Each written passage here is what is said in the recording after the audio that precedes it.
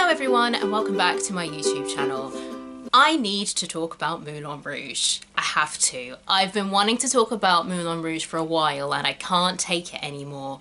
So I'm going to talk about it. Before we get started, some disclaimers right off the bat. Number one, this is not a review.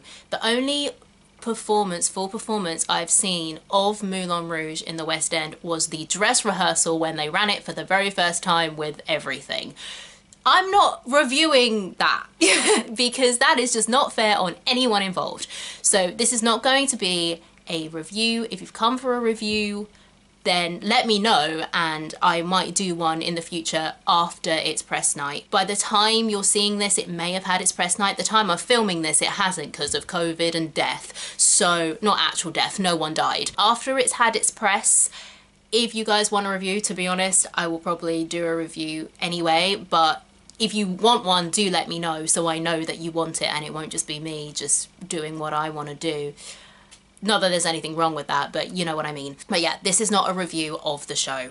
And as such, it's gonna be spoiler free. So maybe if you have never seen anything to do with Moulin Rouge, if you've never even seen the film and you're thinking you might want to watch it one day, maybe steer clear just in case. But if you've seen the film, you're fine to watch this and it won't spoil the musical for you. If filming me slips up with that, editing me will make sure that there are no spoilers. It's fine. Disclaimer number two, because this is not a review, what I'm going to be talking about has nothing to do specifically with the West End production of Moulin Rouge.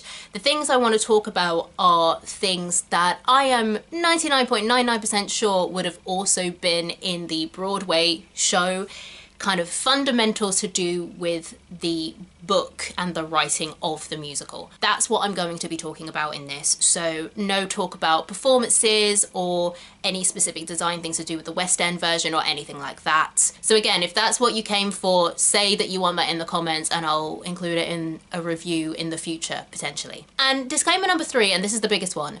If Moulin Rouge, the Broadway musical, is your all-time favourite musical and you're gonna get upset with people having issues with it, do not watch this video. You're gonna get upset, you're gonna cry, you're gonna get mad. So if you don't want to go through that process, because spoiler alert, I have problems with the show, then just don't watch this video. Unless you want to rage watch and hate comment, which helps my engagement, so thank you for that. Go right ahead. In all seriousness, this is not going to be a the show's amazing kind of video. This is going to be a the show is not as good as I wanted it to be kind of video. Having said that, I am aware that I am not in the audience demographic this show was written for. I am a theatre professional who is very much like, theatre can be a vehicle for cultural and social change if we want it to be, and art and storytelling is glorious. This show is not for me. Moulin Rouge is not for me. Moulin Rouge is for non-theatre people who are mega fans of the film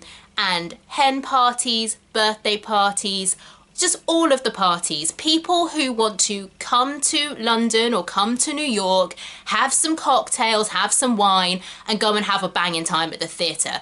That is a demographic for the Moulin Rouge, the musical that exists. And that is absolutely fine. Theatre doesn't have to just do one thing or be for one type of audience. That is cool. The audience it's written for love it, it's their jam, and that's great. People are coming to the theatre. We always love that. I'm not gonna say that that's a bad thing. And also, even for theatre professionals or performing arts professionals, there are things to give Moulin Rouge its credit that are objectively great and can be enjoyed about this musical. The design is stunning. The choreography, bearing in mind, I'm not a dancer, I'm a confident mover, but I have danced since I was little, you know. The whole of my formative years as a child and teenager, I went to dance class. The dancing is fire. Love the dancing. Vocal performances, again, on point. Also the music. Bearing in mind that this is a jukebox and my bias is like, I don't like jukeboxes. The music choices and the way the music is orchestrated and arranged, the way songs are mashed together in order to tell the story is done incredibly well. Obviously, Moulin Rouge is the show of the week. The cast recording will be linked below. I honestly recommend that you check out the cast recording because A, if you're interested in orchestrating and arranging, especially of pop music, I think it will be really good for you to listen to. It's way more interesting than any other jukebox that I've come across in terms of actually trying to make the most of the pop songs that it uses. And secondly, if you love pop music, you might find some really fun new versions of some of your favourite songs. So honestly, even though this video is going to be like, yeah, Moulin Rouge, you could have done better, spoilers, yeah, I would honestly recommend checking out the cast recording, because some of those songs are bops. Like, opening of Act 2, bop, tune, love it. Flawed in terms of storytelling, but tune anyway. But my issue is that as a fan of the film, and by no means a mega fan, like, I have never been to the secret cinema. It's not like every time I watch Moulin Rouge I dress up in my favourite corset and watch it with my friends or something like that. No shade to that, that's just not what I do. But I am a fan of the film, I enjoy the film. As a fan of the film, I think there is a fundamental flaw with the musical, and that fundamental flaw is the book of the musical, the foundation of it. When I say that, I don't mean the changes that they made to the plot. I'm not going to go into the changes because, again, I want to keep this spoiler free, but there are changes between the book of the musical and the script of the film, and that's not the issue. I'm not a purist in any way. I think it's fine that they made changes to the plot if they felt that it worked better on stage that way. I don't think some of the changes are handled any better than the stuff that they kept in, but objectively, that's not the problem. So in this video, without spoilers, I want to try and explain why I think the show is weaker than it could have been, and the kind of thinking that went into, I believe, the writing process that caused those issues in the first place. Obviously, I wasn't in the room. I wasn't there when they were writing and rewriting and redrafting the musical. So this is surmising from what I've seen on stage, as you know, because that's all I've got to go off. But I do want to talk about it because I think that fundamentally, kind of talking about these things can help us as theatre professionals, or, you know, I don't know. I want to talk about it because I'm disappointed. That's the real reason I want to talk about it. I could come up with a kind of, you know, it helps us all become better theatre artists, to understand why, you know, stories don't move us as much as they could have and blah, blah, blah. That's all true, but also I'm disappointed. We've been waiting for like 20 years for Moulin Rouge, the musical, and they could have had their cake and eaten it. They could have made this a phenomenal show, and they didn't. And I want to talk about why, for me, that's the case.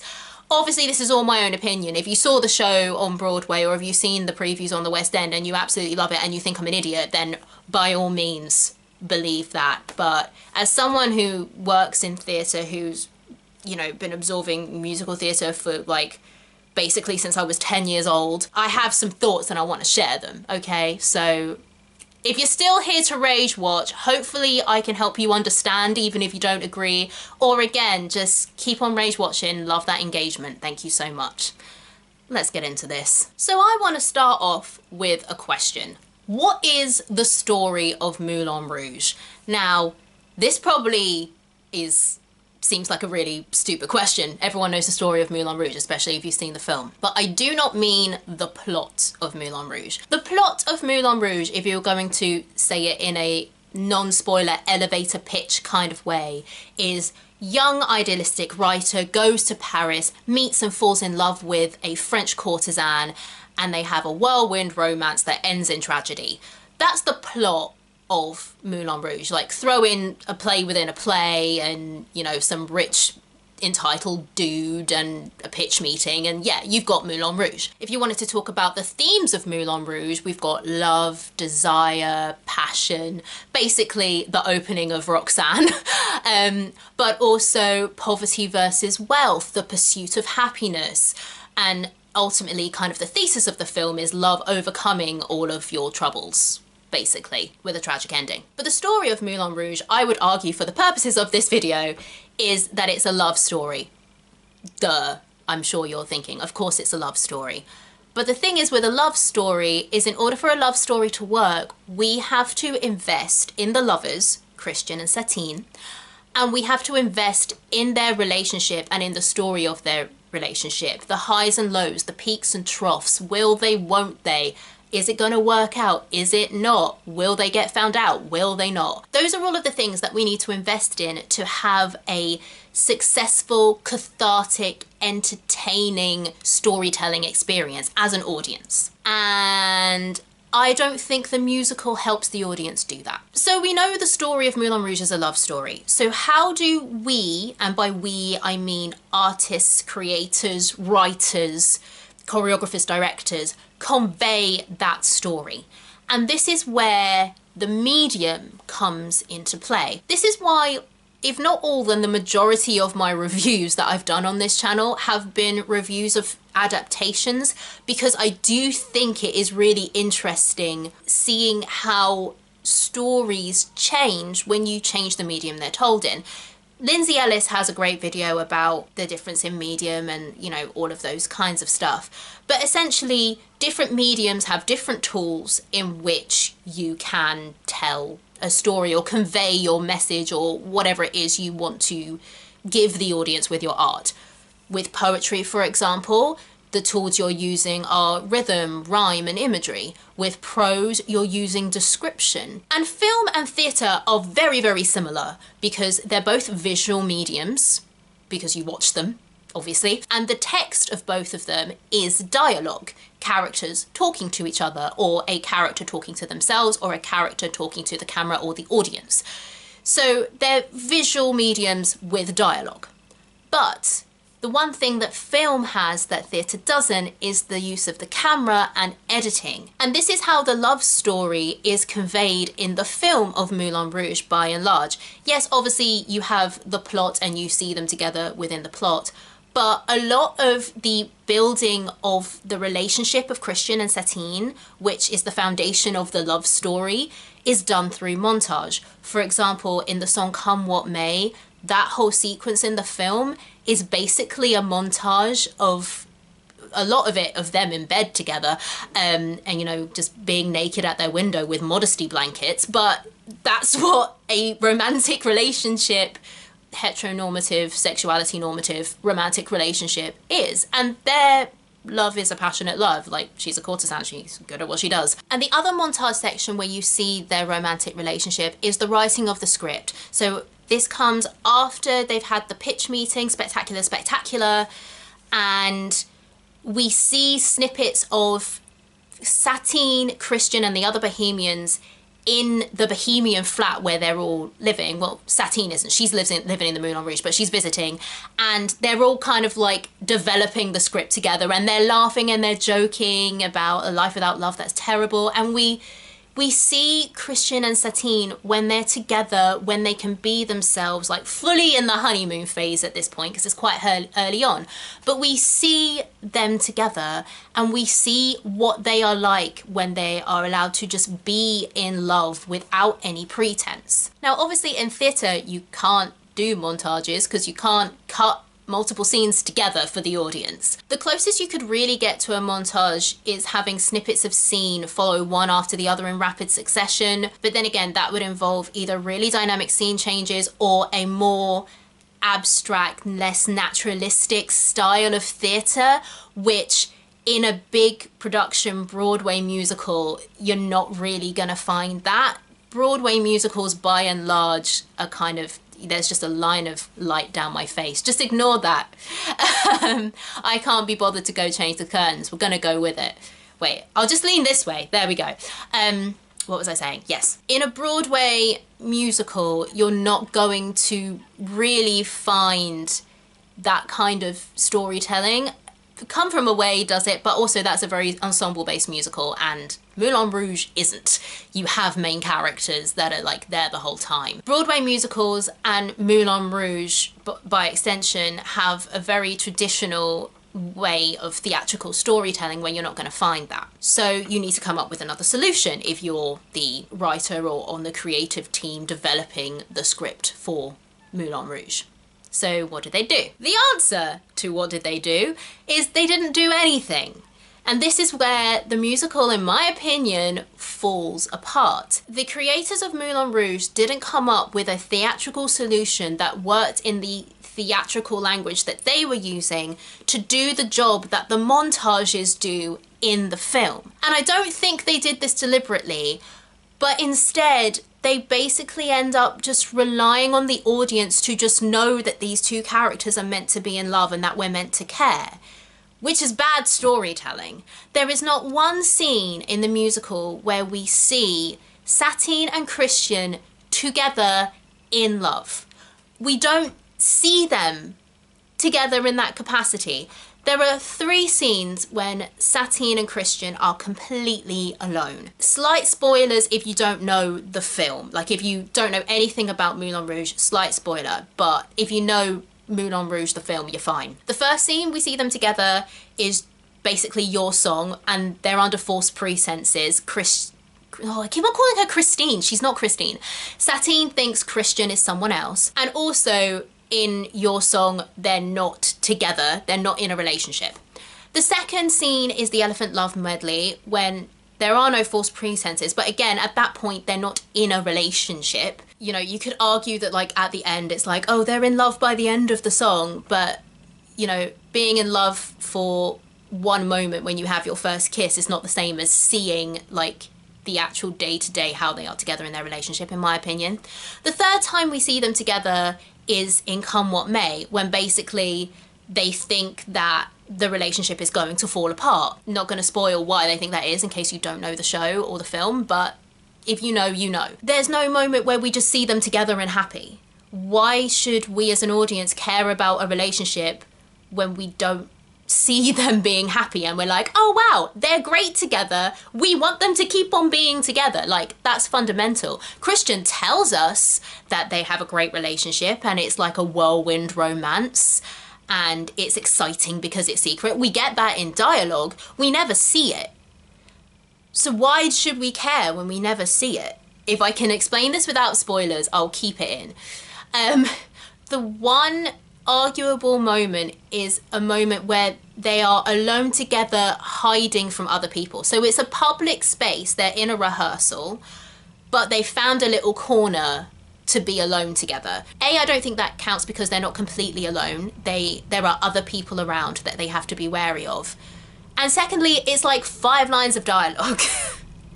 That's it. I don't think that's necessarily enough. I think you need at least one actual scene in there. You can't be sad about the tragic ending if you never see what they lose from the tragic ending. Do you see what I mean? And like I said, I don't think that this was done deliberately. Last night, the day before I'm filming this, obviously, I found a video on YouTube with the creatives talking about the creation of Moulin Rouge and the book writer talking about how Baz Luhrmann had said to make it his own, and you know, that they tried to make it a theatrical experience and things like that. From what he and the other creatives, you know, the musical supervisor, the choreographer, everyone on that little video, which I'll link below just so you can see it. From hearing these creatives talk, I don't think they were doing this for a paycheck. I don't think that they phoned it in and were like, oh, people know the story, so blah. I think part of it might have been that blind spot of Moulin Rouge is so well known, especially if you like musical theatre, chances are you like Moulin Rouge, or you've at least heard and seen of Moulin Rouge, the film I mean. People know the story. We've been waiting for a stage adaptation for literally decades. Knowing how the development of Broadway musicals work, this project has probably been in the works for literally years. I think they said in the video they've been working on it for like 6 years. So I don't think it's lack of care or lack of wanting to do justice to this story. I think what it probably is that the creators forgot the fact that you need the foundations of the stories. They know what the story is, and so I believe that the writers and creators had a blind spot into what actually we need to give the audience, if that makes sense. And because everyone on that production team likely knew the story of Moulin Rouge, no one was there to point out, hey, I don't believe that they're in love because I haven't seen them in love. Because everyone knows that they're in love. Does that make sense? And I think, luckily for them, a huge part of their demographic already knows the story, so they don't see the flaw in it. They're lucky that the majority of their audience can do the work for them in filling in the gaps because they know the story so well, because they're fans of the film. But purely from a storytelling standpoint, it's weak. If this wasn't Moulin Rouge, if they changed the setting, changed the names of the characters, like it was some like dive bar in Soho, and it was like this random, I don't know, Australian guy coming over to find himself in London in the big city. You know, it just wasn't, it was the plot of Moulin Rouge, but it was not Moulin Rouge. No one would care about the two lovers because we don't see them fall in love. People only care because they know it's Christian and Satine and they're meant to be in love because it's Moulin Rouge. And they're just really, really lucky that the property is so well known that the majority of the audience are doing the work for them without even thinking. And I think it's such a shame that no one on that production team was able to take a moment to be like, wait, we're not actually laying the foundations of the story, which is the love story between Christian and Satine. So finally, I just want to talk about why people love the story of Moulin Rouge. Now, obviously, not everyone likes Moulin Rouge. The characters do not act logically. Some people don't like the melodrama of it. It's incredibly melodramatic. But there are some people who love the film, you know? Why is that? Why do people love the story of Moulin Rouge? I think when you first think of Moulin Rouge, without kind of thinking too deeply about it, you think of the bright colours, you think of the music, you think of the editing, you think of Roxanne, you think of the Elephant Love medley, you think of the pitch, you think of the zaniness, Like a Virgin, you think... It just sounds like Like a Virgin is a song. You think of all of the fun moments when right off the bat, that's what you think of. Pavarotti singing as the moon, that's what you think of. But when you think deeper, or when you rewatch it, I rewatched the film a few days before I first saw the onstage musical. Yes, obviously all of that stuff is great. We still love those moments.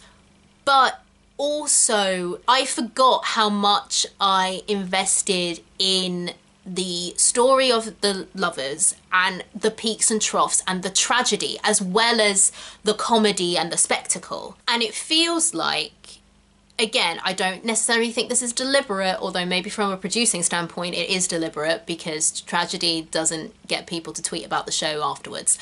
But I feel like the creators made the unconscious or conscious choice to focus on the spectacle and the bright colours and the music more than the tragedy. I'm not saying that the tragedy should have been at the forefront. I'm saying that in this story, in the thing that is Moulin Rouge, its success comes from having both.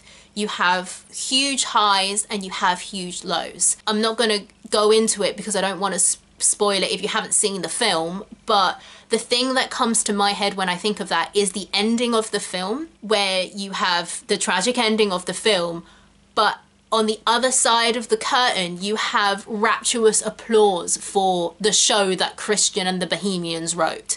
That juxtaposition, that's what makes, for me, Moulin Rouge the film work so well. The musical doesn't do that. In the musical, it feels like they only have just as much tragedy as is needed for the plot of the show, because the plot of the show is the ending that happens. So you need to have that, that's tragic. You need to have the love triangle, that's tragic, but that's it. Do you see what I mean? It doesn't want to go any darker, it doesn't want to go any deeper. And again, I don't know how conscious that is. I don't know how conscious that is. I feel like from a producing standpoint, obviously you don't want your audience to end on a downer, so yeah, you want to up the ante on like the yay fun musical things, but then what moves you as an audience member? Because when everything is yay fluffy, that's not like, what moves you is moving through those different emotions. You don't feel when everything is just static. When everything is in stasis, it's like, okay, we're here and we're grooving, that's fine. What moves you is when there's changes, and there isn't enough of that in the musical. Those, I think, are the two main issues with the book of Moulin Rouge the musical. We're not given enough time to see what Christian and Satine's relationship is like so we can fully invest in it when it starts going awry. And secondly, when things do go awry, they seem to just be papered over. And it frustrates me because, like I said at the beginning, if it made it into the edit, this could have been a phenomenal show. This could have, like, blown minds. And, you know, maybe on Broadway it did. Maybe they've made changes to the West End version. I don't know. I doubt it, because I know that most Broadway producers, when things come over to the West End, they're very protective about the Broadway version, which is why I felt confident in making this video, because I doubt that the book is that much different on the West End than it was to Broadway. It could have been fantastic. They could have had their cake and eaten it too. You could have added a scene where we actually see them together. If I do a review of this musical, I have ideas of where that scene could go or moments could go. Like, it would be such an easy fix. They could have committed to the tragedy of the story of Moulin Rouge, of the plot of Moulin Rouge. And Marjorie on her 60th would still be there dancing in her seat being like, yay! They're singing that Whitney Houston song, I love it! Like, they would still be having a cracking time, tanked on Prosecco. But then you'd have people like me being like, I was moved by that. And yes, it's different to the film, but I love it just as much. And I'm just not. And I'm not the only one. I know I'm not the only one. They could have had their cake and eaten it too and made something that was not only a fun spectacle for people who don't really know theatre, they just want to have a good time and, you know they like the film and then gonna like the music because it's pop songs that they know. But instead, in my opinion, what they've ended up with is really expensive light entertainment. Tickets for Moulin Rouge are pricey, and I personally would feel disappointed if I spent like over £200 on a ticket to see a show and I came out thinking, well, it looked pretty and it sounded good. That's not what I want from my theatre personally. Yeah, that's all I have to say on that. I'm just really disappointed. I do wonder if part of it is maybe also on the production side of things, wanting to have mass appeal, maybe. And you know, when things are I'm not saying that they should have ended it like the film ends, because the film ends on a cathartic downer, but still a downer. And I get that they want to end on a high, and you know, they want people to remember the high, so that again, they go on Twitter and Instagram and they're like, oh my god, Moulin Rouge, so much fun, come and see it. Like, I get from a business standpoint that's what they want. But at the same time, I don't think that the musical honours the story that they were adapting. And again, nothing to do with the changes they made to the plot, just the fundamental story. And it saddens me and it annoys me and I'm disappointed. And that's all I had to say on that. Banging dancing though. So if you, like, legit, if you are into orchestration and arranging and you can spend over £200 for a masterclass on that, or if you're a dancer and you can spend £2,000 to like appreciate the dance, then £200 to like appreciate that, then go off. But I was disappointed. And that's all I have to say about that. I hope you enjoyed this video. If you rage watched, thank you so much. If you interested watched, thank you so much.